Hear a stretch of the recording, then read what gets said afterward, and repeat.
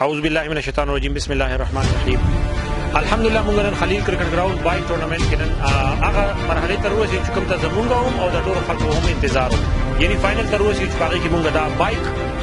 زیمکو 70 cc بایک موږ وینر دپاره ایښی دی د انعام په طور